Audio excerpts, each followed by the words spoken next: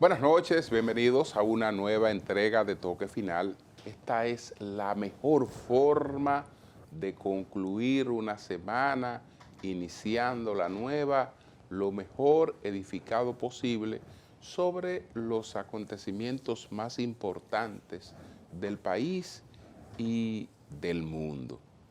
Esta semana, pues, el país entonces inaugura su primer banco digital.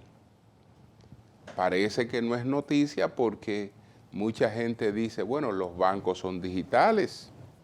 Yo hago mis transacciones digitales con los bancos. Yo manejo mis cuentas digitales con los bancos. Yo hago mis transferencias digitales con los bancos. Yo no voy al banco. Yo hago mis pagos desde mi casa, etcétera, etcétera.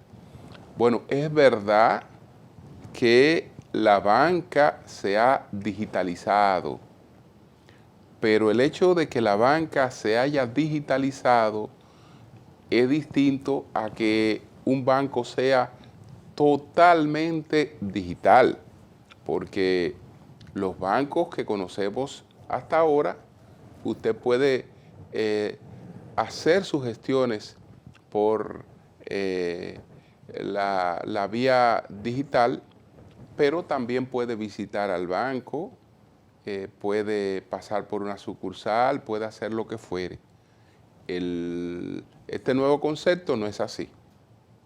Este nuevo concepto no es así, es decir, este es un banco ubicado en las nubes.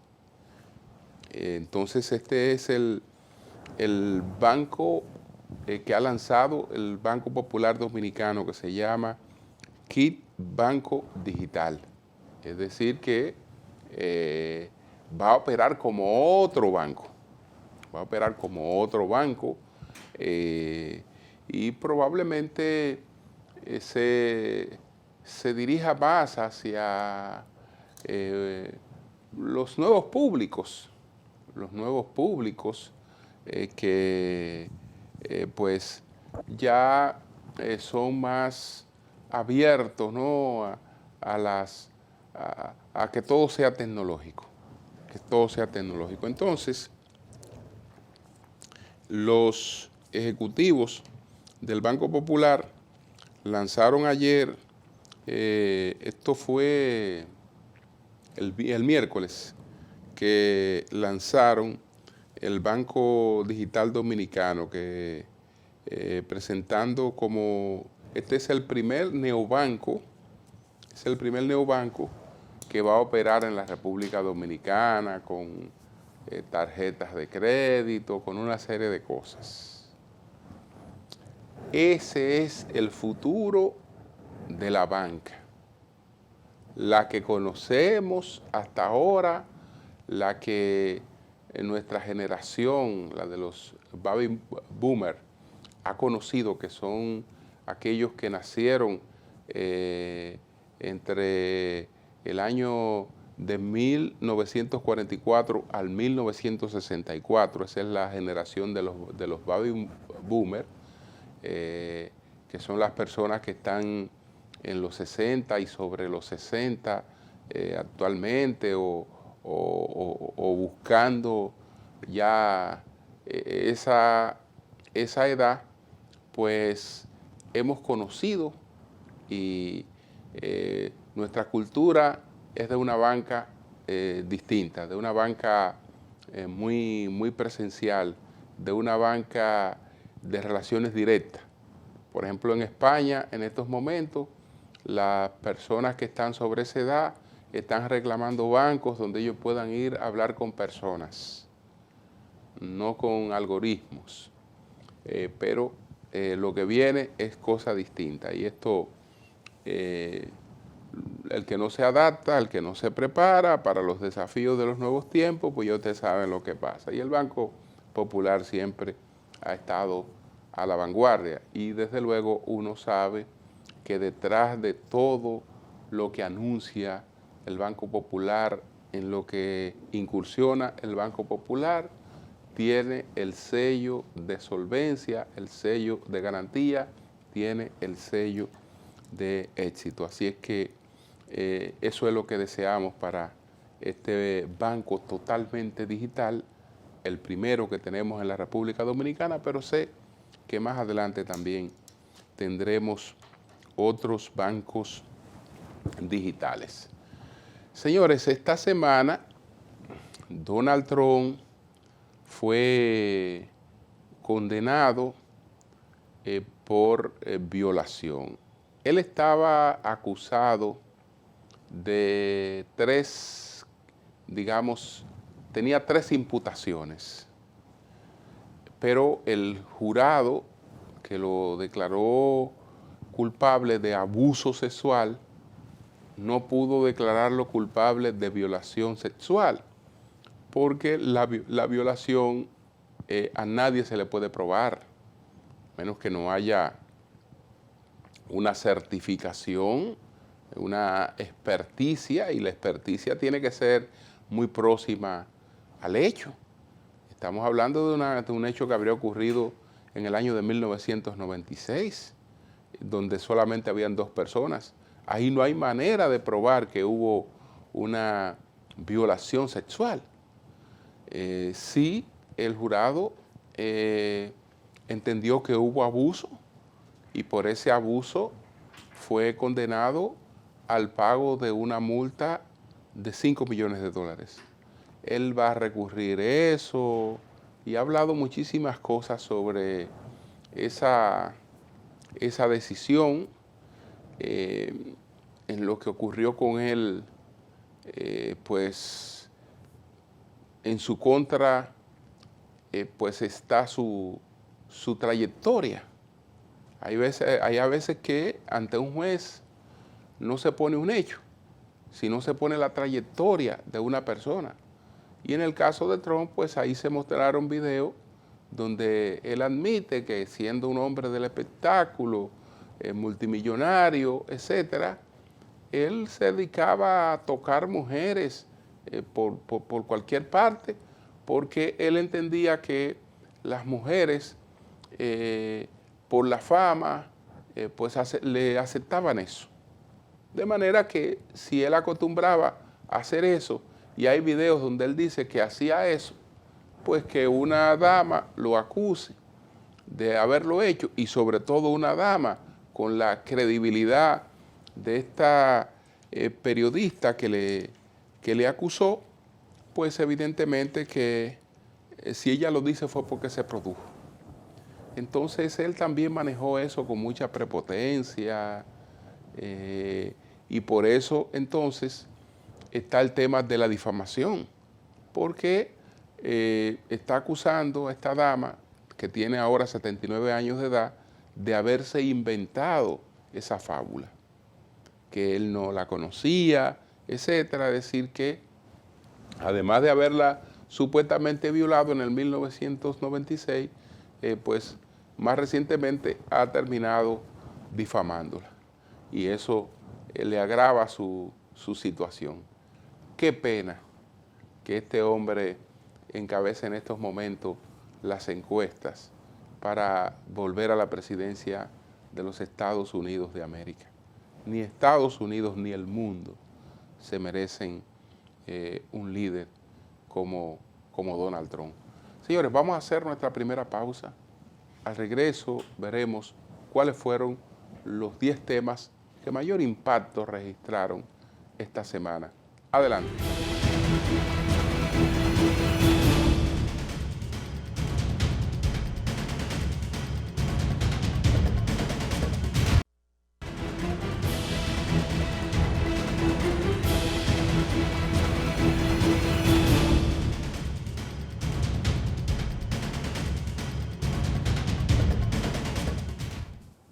Bueno, en la Cámara de Diputados esta semana se fusionaron todas las propuestas que habían, por lo menos 4, solicitando una investigación de la Cámara de Cuentas, y se escogió ya una comisión que se encargará de llevar a cabo esa investigación, de la que forman parte diputados de las distintas bancadas. la Cámara de Cuentas está sumida en una inoperatividad, ¿no? Es decir, no está cumpliendo con sus responsabilidades, que son la de auditar.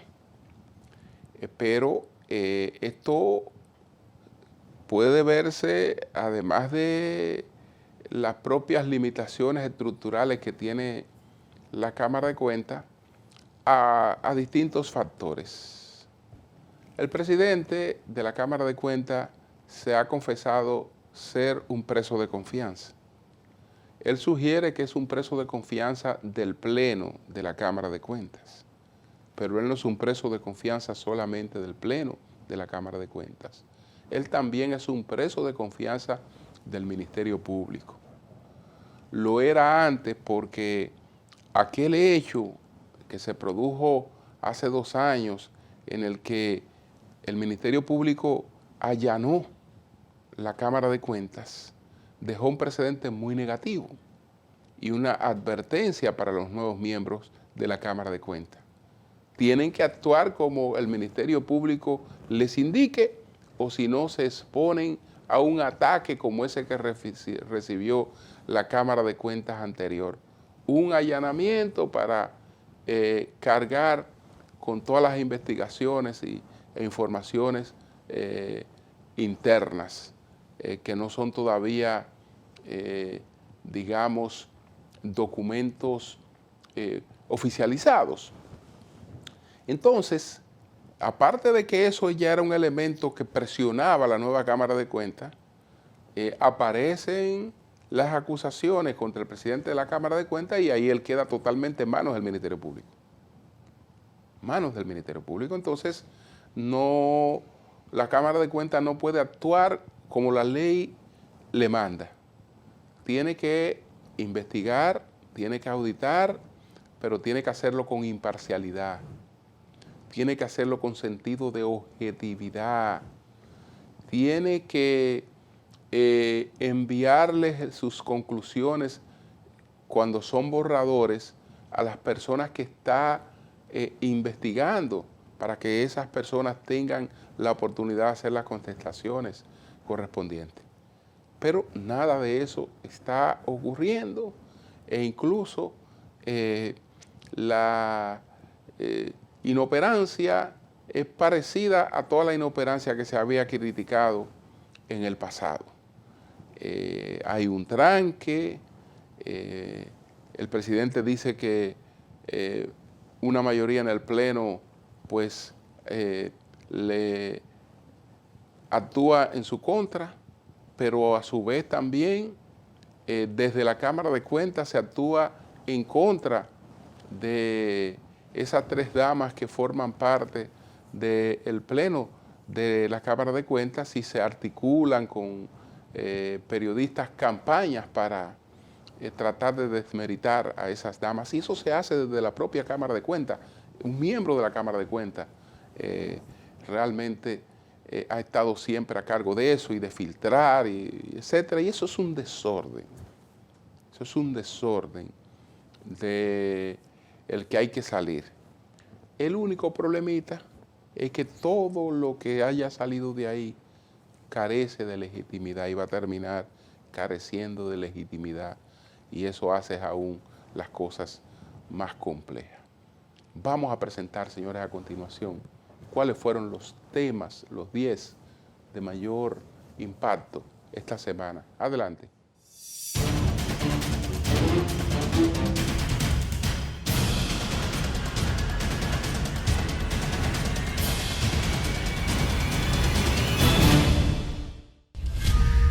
La coronación de Carlos III y su esposa Camila como rey y reina del Reino Unido y los demás reinos de la Mancomunidad de Naciones fue el punto culminante de su acceso a la corona.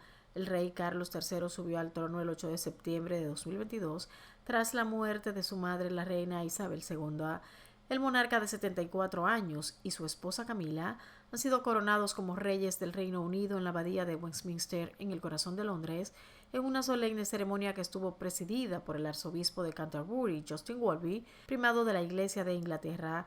Ha sido la primera vez en 70 años que el Reino Unido ha vivido la coronación de un jefe de Estado. En 1953 fue coronada Isabel II, la madre de Carlos. La investidura, que han seguido 2.000 asistentes en la abadía, miles de ciudadanos bajo una lluvia intermitente de Londres y millones de espectadores desde sus pantallas, también ha conseguido acercar a Londres a un buen número de jefes de Estado para demostrar que la monarquía sigue siendo uno de los grandes activos del Reino Unido. La lista de asistentes incluyó a representantes internacionales de 203 países, de los que alrededor de 100 son jefes de Estado. Por primera vez, los miembros de la realeza de otros países han participado en la coronación de un monarca británico, con una nutrida representación encabezada por los reyes de España, Felipe VI y Leticia. La coronación fue más corta, inclusiva y moderna, y menos costosa que las anteriores, eso sí, manteniendo las connotaciones tradicionales que la han caracterizado durante más de un milenio. Esta fue la 40ª coronación de un monarca británico en la historia y la primera del siglo XXI. En tanto, la elegancia y el buen estilo de la pareja presidencial dominicana no pasaron por desapercibido durante la ceremonia de coronación de los reyes de Inglaterra, Carlos III y Camila, que se realizó el pasado fin de semana. Es que las críticas de moda de los medios de comunicación del mundo han colocado al presidente Luis Abinader y la primera dama Raquel Arbaje entre las personalidades que acudieron mejor vestidas a la abadía de Westminster. La prestigiosa revista Vogue Australia posicionó al presidente Abinader y la primera dama en el lugar 13 de su listado de 16. La revista británica Tatler los colocó en la posición número 11 de 20, mientras que el diario canadiense Global News la ubicó en el lugar 14 de su lista de 15 mejor vestidos. En tanto, la CBS News colocó a la pareja entre sus primeros 10 mejor vestidos, resaltando que son los únicos no monarcas de ese grupo. Cuando entra en vigencia el próximo año escolar el Código de Ética elaborado por el Ministerio de Educación, la relación de los docentes y el personal administrativo con los estudiantes deberá ser estrictamente académica y de servicio formativo, al tiempo que se prohíbe todo trato que tenga una naturaleza distinta al desarrollo integral de los alumnos. Igualmente señala que el uso de las redes sociales y de toda herramienta tecnológica con una finalidad diferente a la formación académica estará prohibido para el docente y personal administrativo en su interacción con los estudiantes. El código establece además en ese sentido que ningún docente o personal administrativo puede relacionarse con los escolares en horario de recreo para tratar temas personales, salvo que se requiera alguna intervención o acompañamiento concreto en beneficio de la salud integral del educando. Los lineamientos éticos del código establecen también algunas obligaciones para el personal de la escuela, entre ellas que en el uso de las herramientas digitales con fines formativos, el docente no puede relacionarse de forma individual en los encuentros virtuales, los docentes y el cuerpo administrativo deben vestir formalmente y la policía escolar y el personal de seguridad ha de mantener un comportamiento coherente con los lineamientos éticos que rigen el funcionamiento de los centros educativos. Por otro lado, al menos 1.154 estudiantes embarazadas registra el Ministerio de Educación en lo que va del año escolar. De estas, 112 han sido víctimas de violación. Otras 28 adolescentes embarazadas han sido fruto de incestos. Además, hay 3.414 alumnos que están en uniones tempranas, 3.105 son madres y 1.158 padres, según el Departamento de Orientación y Psicología del Ministerio. La institución indicó que 269 estudiantes han sido víctimas de acoso sexual y 283 alumnos han usado y difundido material pornográfico en planteles escolares. El registro también presenta 1.724 casos de hechos violentos entre estudiantes y docentes, dentro de los que hay violencia física, verbal, psicológica, dentro o fuera del centro educativo. Los actuales miembros de la Cámara de Cuentas no resolvieron el conflicto interno y la falta de capacidad y credibilidad que arropó esa institución en gestiones anteriores ha dado pie de nuevo a una tercera gran crisis en este órgano fiscalizador de los recursos del Estado en los 169 años de su existencia. La dependencia ha acaparado titulares en varias de sus gestiones administrativas, con escándalos que van desde subidas estrepitosas y a veces injustificadas de salarios, denuncias de supuestas irregularidades en la realización de auditorías, enfrentamientos internos entre los altos cargos, hasta el sometimiento a la justicia de algunos de los miembros de su pleno. Pero igual que la anterior gestión, están enfrentando una crisis interna al extremo que el presidente Luis Abinader externó su preocupación en torno a la situación interna de la Cámara de Cuentas, que ha llevado a senadores y diputados a coincidir en la necesidad de una investigación que culminaría con un posible juicio político. En tanto, la Cámara de Diputados aprobó la conformación de una comisión especial de legisladores que tendrá como responsabilidad investigar si en la Cámara de Cuentas hubo faltas graves cometidas por los 5 miembros titulares de la institución fiscalizadora. La investigación de los diputados nace tras las reveladoras declaraciones de Yanel Andrés Ramírez, presidente del órgano, quien aseguró que es un preso de confianza en el Pleno y que ha aprobado decisiones ilegales durante el ejercicio de sus funciones. La resolución de los diputados fue aprobada con 122 votos a favor y establece un plazo de 30 días para que los congresistas rindan un informe conclusivo sobre las investigaciones que harán a la Cámara de Cuentas y determinar si realmente se cometieron actos contrarios a la ley en el órgano. Alfredo Pacheco también urgió una modificación a la ley de Cámara de Cuentas, ya que, como explicó, la capacidad para poder sustituir al Pleno cada 2 años trae situaciones de conflictos internos entre los mismos miembros titulares. La resolución 13-2023, emitida por la Junta Central Electoral, en la cual se establece el porcentaje de reservas de candidaturas por cada nivel de elección, no ha sido bien recibida por parte de las organizaciones políticas de oposición, que consideran que el 20% se debe aplicar para el conjunto total de los cargos electivos. Los partidos afirman que, de ser como plantea la nueva resolución, se puede crear una crisis política, por lo cual están dispuestos a reclamar que ésta se varíe donde sea necesario. Pese a que ante el órgano electoral fueron depositados más de una docena de observaciones en contra del borrador de esta resolución, el pasado martes la Junta Central Electoral la hizo definitiva, con lo cual se limita el alcance de las alianzas según los partidos. En ese sentido, Danilo Díaz, delegado suplente del Partido de la Liberación Dominicana, expresó que es lamentable que ese organismo haya tomado la decisión de emitir la resolución ignorando lo propuesto por casi la totalidad de los partidos y contraviniendo mandatos de las leyes electorales, mientras que la Fuerza del Pueblo, en voz de su delegado político Manuel Crespo, detalló que estarán sometiendo un recurso en contra de la resolución de la Junta Central Electoral que estableció un 20% de las reservas en los diferentes niveles de elección para los comicios del año 2024, la cual se hará en conjunto con otras organizaciones políticas. Representantes de los partidos políticos de oposición rechazaron la propuesta de borrador para las reservas de candidaturas presentada por la Junta Central Electoral. En su propuesta, la Junta establece que los partidos pueden reservar hasta un 20% de candidaturas en cada nivel de elección. El obispo de la diócesis de Baní, Víctor Masalles, expresó su preocupación sobre la extracción de arena que persiste en las dunas. Alegó que el flagelo radica en la falta de gerencia, ya que al país le han tocado patéticos ministros de medio ambiente. Masalles indicó que hay una mafia que integra a personas que se creen dueñas de ese lugar y los camiones con arena son llevados a las ferreterías y otros lugares específicos. El obispo resaltó que aunque la arena está cerca de sus comercios, es un crimen ecológico debido a que las dunas son únicas en el país y se deben de conservar. Mientras sigan siendo puestos políticos, aquí no habrá eficiencia. Hay que poner personas que técnicamente estén preparados para que verdaderamente les dé solución, añadió. Asimismo, el obispo resaltó que mientras tengan personas que no son idóneas para sus puestos, no se reflejará un trabajo idóneo. Señor presidente, coloque personas allí que de verdad le duela, porque Miguel Seara Hatton es buen economista, pero como ecologista no sabe de eso, expresó haciendo un llamado al mandatario sobre la crisis. Fueron apresados en Puerto Plata 2 hombres señalados como los autores de las muertes e incineración de los cuerpos del hacendado Eduardo Generoso Pérez Rojas, de 79 años, y su compañera sentimental Maribel del Carmen Acosta, de 48, en hecho bajo investigación ocurrido en el sector Rancho Manuel de la comunidad Estero Hondo, Villa Isabela, en Puerto Plata. Los detenidos son Juan Alberto Perdomo Vargas y Manuel Francisco Pichardo, empleados de las víctimas, quienes admitieron haber ultimado a la pareja en circunstancias aún no precisadas, por lo cual se esperan resultados del Instituto Nacional de Ciencias Forenses INACIF. Se precisa que uno de los presuntos autores apresados, Perdomo Vargas, era persona de confianza del hacendado asesinado junto a su compañera sentimental. La Policía Nacional encontró los cuerpos sin vida del hacendado y su esposa, tras este ser declarado por sus familiares como desaparecido desde el pasado lunes 1 de mayo. La jueza del segundo juzgado de la instrucción del Distrito Nacional, Patricia Padilla, envió a juicio de fondo al expresidente de la Dirección Nacional de Control de Drogas, DNCD, vicealmirante Félix Alburquerque Comprés, acusado de ultimar a balazos al comunicador Manuel Duncan en un hecho ocurrido a la madrugada del 19 de agosto del año 2022.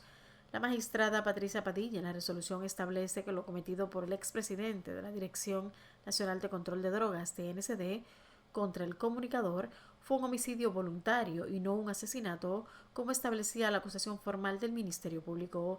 En la imputación se detalla que el ex militar, después de pelear con Duncan en un establecimiento de comida rápida ubicado en la avenida Núñez de Cáceres, se marchó a su vehículo, un Mercedes-Benz, a buscar un arma y retornó haciendo varios disparos a la víctima sin lograr su objetivo, por lo que volvió al automóvil y luego de aproximadamente 20 minutos de búsqueda le dio alcance a Tavares Duncan, se desmontó nuevamente de su vehículo y procedió a dispararle en el pecho, lo que hizo que la víctima cayera al pavimento boca abajo y ya en el suelo le realizó un segundo disparo, emprendiendo la huida de la escena del crimen. Otro tema que salió a relucir es que el arma de fuego con la cual supuestamente el vicealmirante retirado le disparó al comunicador no aparece. La información le dio a conocer Domingo Ramírez, abogado de la familia del comunicador, quien además entiende que como el arma con el cual se cometió el hecho no se encuentra, se trata de una pistola ilegal. La segunda sala de la Suprema Corte de Justicia rechazó el recurso de casación y ratificó la condena a 12 años de prisión contra Kelvin Francisco Núñez Morel, mejor conocido como el payaso Kanki, acusado de violación y agresión sexual a una menor. Núñez Morel también tendrá que pagar una multa de 200,000 pesos y una indemnización de 2 millones de pesos a favor de la joven de 27 años, de quien abusó cuando era menor de edad, según la acusación. Los jueces de la segunda sala rechazaron un recurso de casación incoado por el representante legal de Núñez, quienes pretendían que se le variara la condena del tribunal de primera instancia. Kelvin Francisco Núñez Morel fue condenado por el primer tribunal colegiado en junio de 2021 a 12 años de prisión por violación a una menor de edad, quien hoy tiene 27 años. Al inicio del caso las víctimas eran 3, pero fue condenado por uno solo de los casos. Donald Trump fue encontrado responsable del delito de abuso sexual contra la columnista E. Jean Carroll, según el veredicto de un jurado emitido el pasado martes en Nueva York, en el marco de un juicio civil.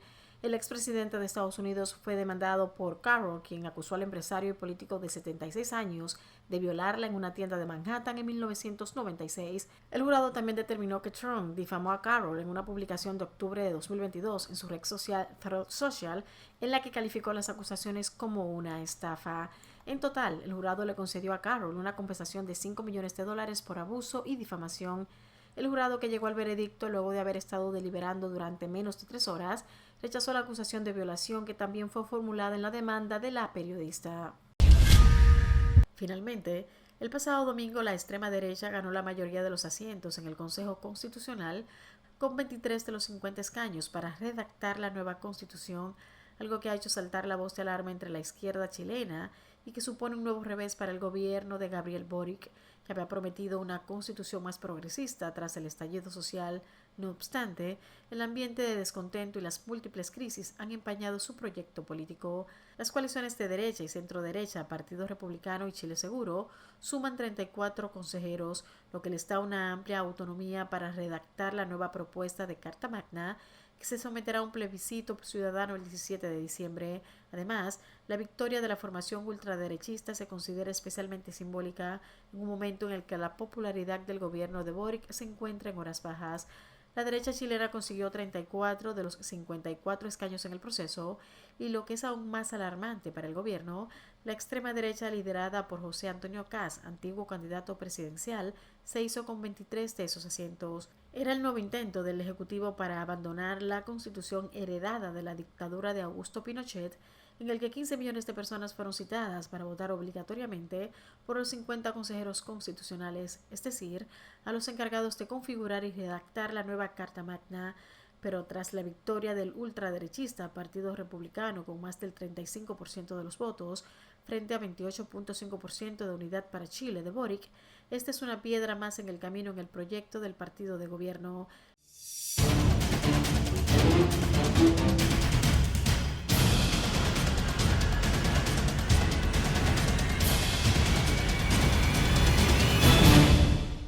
Bien, vamos a una pausa, retornamos en breve.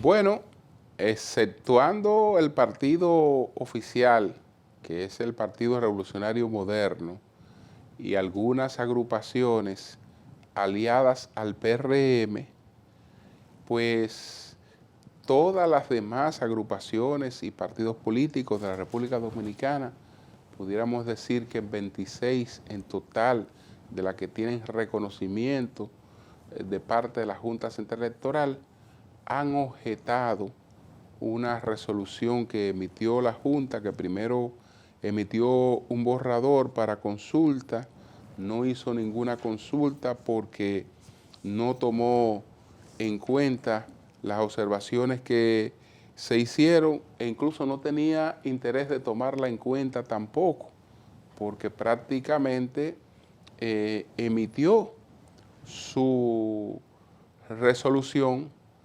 el mismo día en que le tocaba recibir los cuestionamientos, las propuestas, las objeciones de los partidos políticos. Es decir, que no se tomó ni 24 horas para emitir esa resolución, lo que quiere decir que ya estaba determinada y poco importaba lo que pensaran los partidos políticos.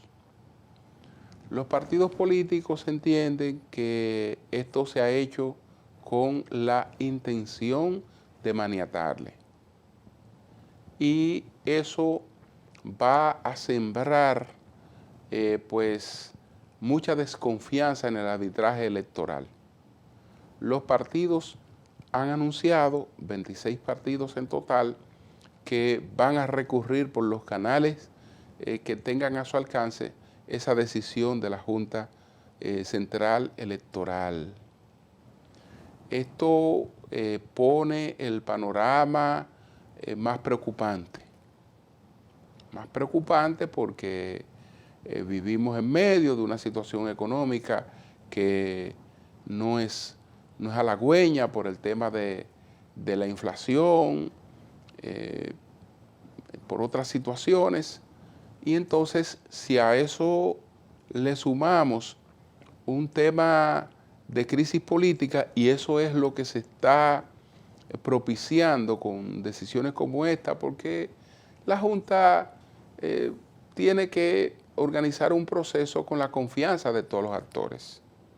No puede ser una Junta en la que todos los actores opositores ya no sientan confianza en ella y que solo el gobierno confíe en ella y los aliados, los partidos aliados. Eso no puede ser. Eso no puede ser.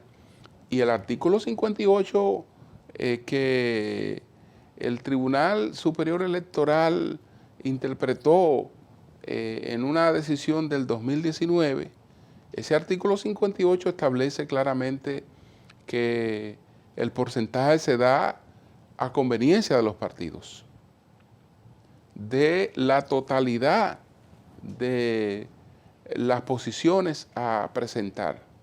La Junta entiende que esto ahora tiene que ser individualizado. Tiene que ser individualizado. Y entonces ya eso crea situaciones totalmente distintas. El expresidente Hipólito Mejía decía, un poco en broma, que eso se resuelve pues aquietando a los opositores con algunas bombitas, es decir, lanzándole bombas lacrimógenas como ocurrió con el Partido de la Liberación Dominicana. Yo no sé si eso sirva para contener pues a los partidos políticos. Probablemente eso sirve para otra cosa. Eso sirve para otra cosa. Pero en conclusión, el ambiente no es bueno. Posterior a la decisión del Tribunal Superior Electoral, hubo la aprobación de una ley orgánica del sistema electoral. Y esa ley orgánica, en su artículo 136, yo creo que es muy clara en cuanto al tema este de las posibilidades de alianza. Y incluso da que que en algunos lugares puedan ser totales esas posibilidades de alianza. Entonces, solamente los vinculados al gobierno ven en esto una acción correcta, entre ellos desde luego participación ciudadana, pero los partidos políticos no ven eso correcto, los partidos políticos opositores.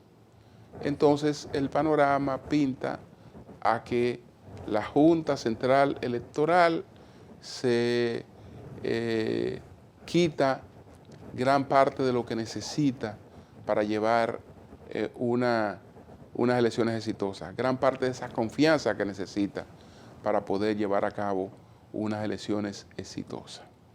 El asunto empieza por ahí y después puede deteriorarse mucho más.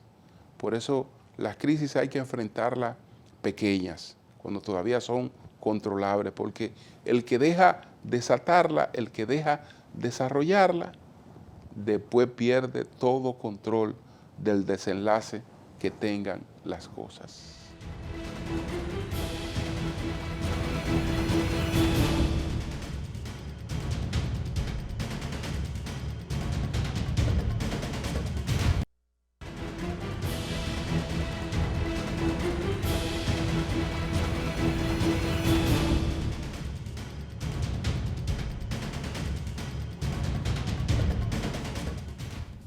Bueno, muchos comentarios sobre la coronación de el nuevo reinado de Inglaterra con el rey Carlos III a la cabeza, porque hay mucha gente que entiende que esto ya está superado por los tiempos, que no deben existir monarquías, que nadie debe tener unos privilegios que sean dados por la sangre, sino que vivimos en un mundo en el que los privilegios tienen que darlo,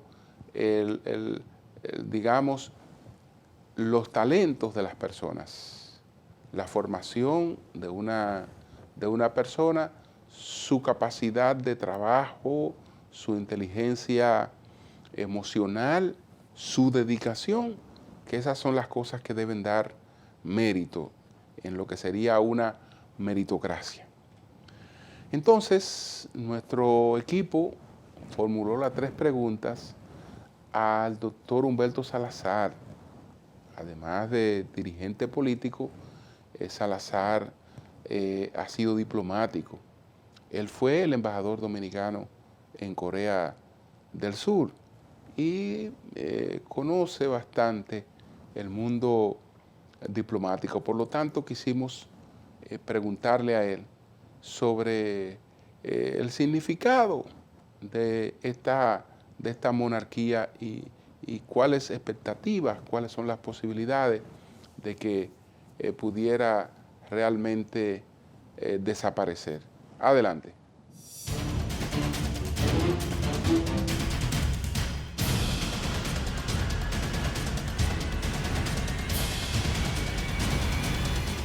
¿Qué lleva a un país como Inglaterra, con una democracia parlamentaria modelo, a mantener paralelamente la institución monárquica que para algunos es signo de atraso? Su historia. Inglaterra es un reino de más de 1000 años de antigüedad y su historia como conquistadora a través de los mares, el león marino de Inglaterra es símbolo de lo que es la monarquía inglesa. Conquistó territorios desde lo más profundo de Asia hasta la América que surgió en 1492. Para mantener un reino unido y posteriormente una democracia como la inglesa, que es la más antigua monarquía parlamentaria del mundo, después de la gran revolución gloriosa de fines del siglo XVII, no hay dudas que hay que buscar un símbolo. El símbolo de la unidad de Inglaterra, del Reino Unido, es la monarquía. Porque la monarquía está por encima de las discusiones terribles que se dan en la Cámara de los Comunes entre los políticos. Los políticos en las repúblicas tienen que discutir los temas y son famosas las discusiones de los políticos ingleses donde se desgarran unos con otros, tanto en la Cámara de los Comunes, que es la que decide los grandes temas de Inglaterra, como en la Cámara de los Lores. No hay dudas de que la persistencia de mantener la monarquía como símbolo de lo que es Inglaterra mantiene también a la Gran Bretaña unida, porque Inglaterra y Gran Bretaña no es lo mismo. Inglaterra es solo una parte de las islas inglesas. El resto, que corresponden con 4 repúblicas, que son el país de Gales, Escocia, Irlanda del Norte, todas unidas en esa gran isla que se llama Gran Bretaña, también mantienen una unidad a través de la persistencia de lo que es la monarquía para los ingleses. Por eso es que la monarquía en Inglaterra es tan popular. Es popular porque mantiene la unidad simbólica de un reino, de un imperio que fue grande, y en el día de hoy todavía 16 estados del mundo mantienen a la corona inglesa como su jefe de estado, entre ellos Canadá, algunas islas del Caribe y otros estados muy importantes en el mundo. Es decir, la monarquía inglesa, a mi juicio, va a sobrevivir durante muchos años. Tomando en cuenta la impopularidad que va acumulando los países como España, ¿cree que los reinados sobrevivirán a la primera mitad del siglo XXI? Hay varios tipos de monarquías en el mundo, 3 muy específicamente. Existen las monarquías parlamentarias, que es con democracias parlamentarias hay monarcas, que es lo que ocurre en la mayor parte de Europa, con reinos como España, como Noruega, como Holanda, como la misma Inglaterra. Existen monarquías donde los monarcas son los jefes de Estado, en reinos como Arabia Saudita, Qatar, donde las familias reales son los jefes de gobierno, y existen monarquías, sobre todo en Asia, en Oriente, que son monarcas, como el rey de Tailandia y de Brunei, que son designados por deidades y son jefes de Estado al mismo tiempo. En el caso de las monarquías parlamentarias, que son las que pululan y están presentes en Europa Occidental, creo que la mayor parte, entre ellos la de España, se corresponde con una necesidad de mantener una unidad nacional. Recuérdense que en España existen 17 autonomías, es decir, territorios autónomos. Y en España, y el general Francisco Franco fue sabio en volver a restaurar la monarquía. Para mantener la unidad del territorio español necesitan una simbología. Y esa simbología la representa la monarquía española. Hay otros casos que son paradigmáticos en este sentido, como el Reino Unido, Inglaterra, pero no hay dudas de que, en juicio nuestro, las monarquías van a sobrevivir no solamente al siglo XXI, sino durante muchos años, a partir de la necesidad de territorios muy importantes, de países muy importantes, de mantener una unidad simbólica de todo su territorio, y para eso sirven las coronas europeas sobre todo. ¿Qué ventaja pueden mostrar los países con familias reales ante los países republicanos? Estabilidad. Si usted tiene un monarca, si usted tiene un rey cuya sucesión está destinada a través de lazos de sangre, eso da una estabilidad total a lo que es un país. Hay ventajas y desventajas, pero esa estabilidad ha permitido la supervivencia del Reino Unido, de Inglaterra, como un país importante en el concierto de los países del mundo.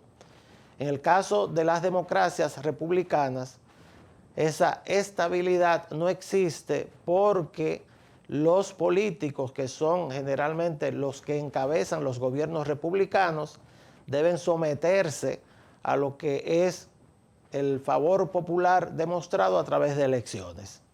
Y como las elecciones pueden cambiar cada 4, 5 o 6 años a un gobernante, entonces los jefes de Estado podrían cambiar, que no es el caso de los monarcas.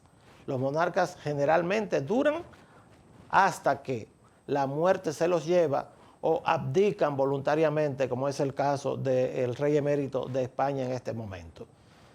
La estabilidad frente a una tradición monárquica que muchos creen que ya está echada a un lado desde hace siglos, es el pensamiento, claro, la discusión eterna que existe entre los que adoramos las ciencias políticas. Cada quien tendrá su favorito, pero desde el punto de vista estrictamente histórico, las monarquías son un gobierno muy estable y muy simbólico que da supervivencia a países que en muchos casos pudieran estar disgregados.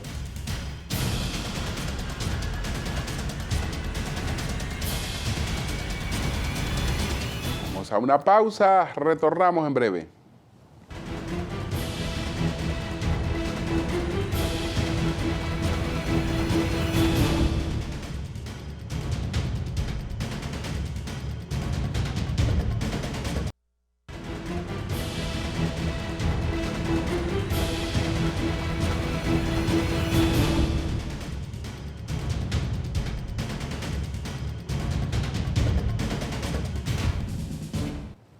Me preocupa lo que está ocurriendo en Ecuador con el presidente constitucional Guillermo Lasso.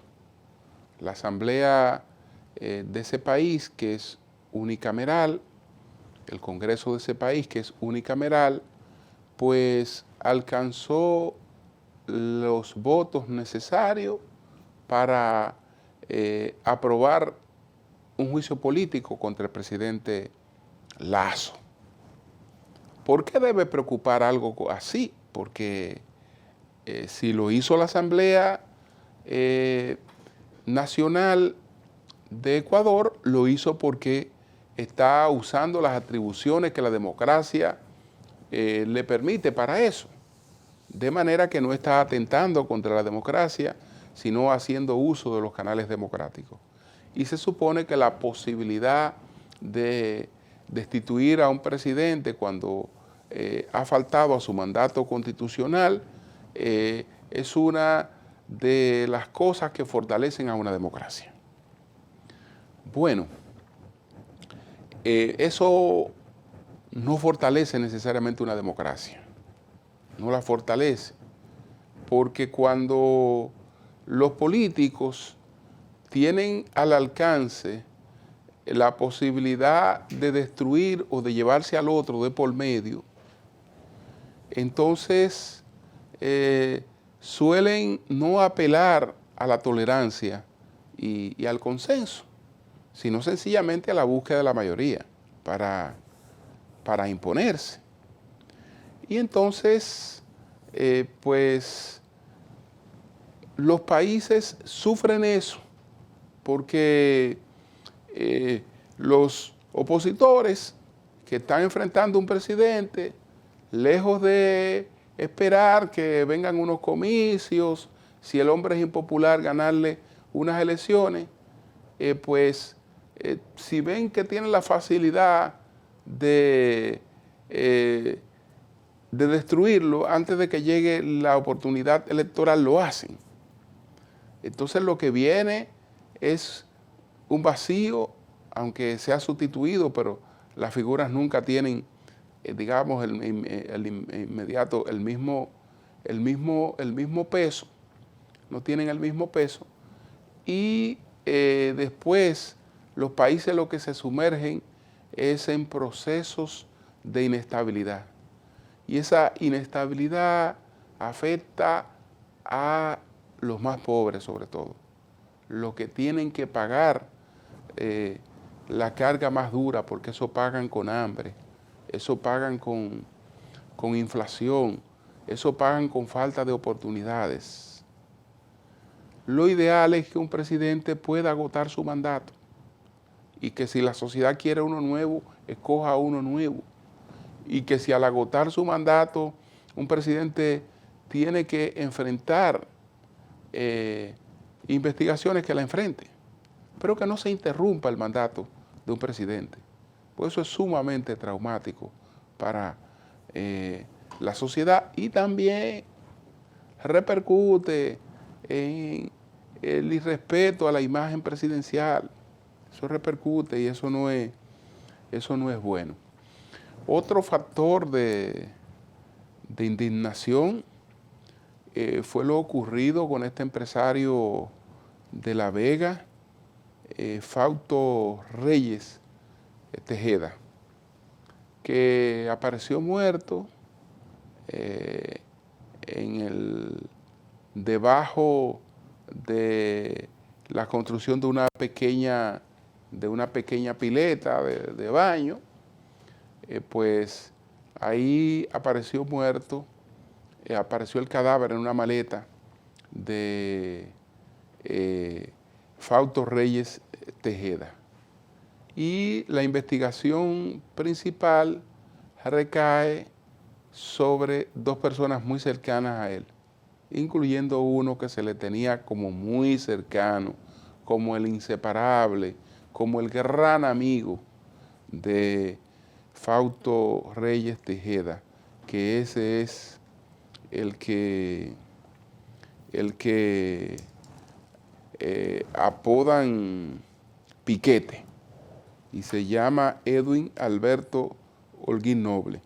Él y uno que se llama Anderson Lorenzo Alcántara son los principales investigados por este hecho, que no se sabe por qué se produjo. No se sabe por qué se produjo, porque no hubo intento de secuestro.